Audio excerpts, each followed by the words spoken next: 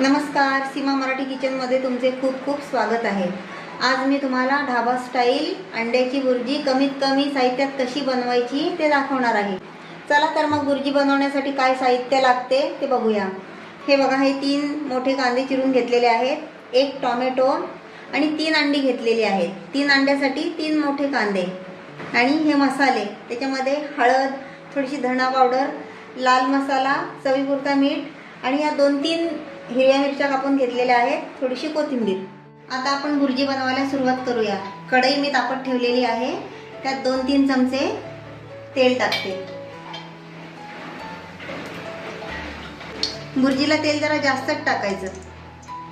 जर तेल कमी टाकलं तर भुर्जी कोरडी बनते, म्हणून तेल थोडंसं जास्तच टाकायचं। तेल गरम झालेलं आहे, आता यात मी कांदा टाकते।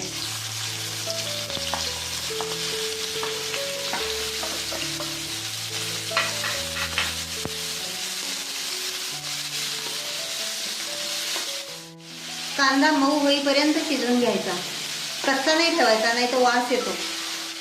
हे असं हलवत राहिलं की भुर्जी मस्त बनते। कांदा करपून नाही द्यायचा अजिबात।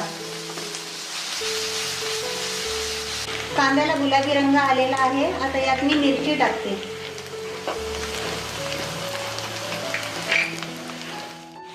झाले 2-3 मिनिट झालेले आहेत, आता यात मी टोमॅटो टाकते। हे 2 मिनिट चांगलं परतवून घ्यायचं। हे सर्व साहित्य पूर्ण शिजून द्यायचं, कच्चं राहिलं तर मग भुर्जी चांगली नाही लागणार। हे थोडंसं शिजत आलेलं आहे, आता यात मी मीठ टाकते।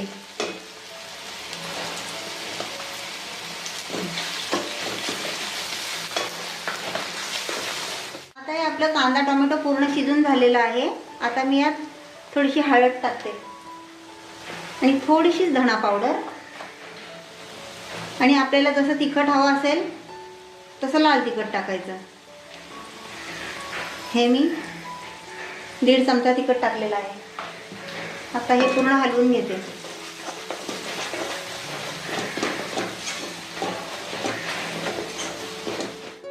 मसाले पूर्ण भाजून झालेले आहेत, आता मी यात अंडी टाकते।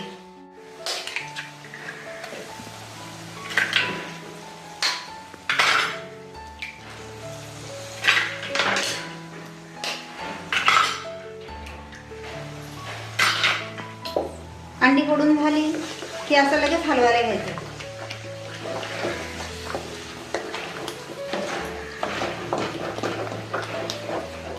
आता मी 3 अंड्याची भुर्जी केली म्हणून 3 कांदे घेतलेले। हे प्रमाण तुम्ही असंच टाकत जा, म्हणजे भुर्जी एकदम प्रमाणात होते। आता मी गॅस अगदी स्लो करून घेतलेला आहे, आता याच्यावर मी झाकण ठेवते। 2-3 मिनिटे झालेली आहेत, आता आपण हे झाकण काढून बघू। हे पहा, भुर्जी एकदम फ्लफी झालेली आहे। आता यात मी कोथिंबीर घालत आहे आणि सतत हलवत राहिल्यामुळे भुर्जी बघा एकदम सुटसुटीत झालेली आहे। भुर्जीमध्ये कोथिंबीर घातली की स्वाद जरा जास्त चांगला येतो।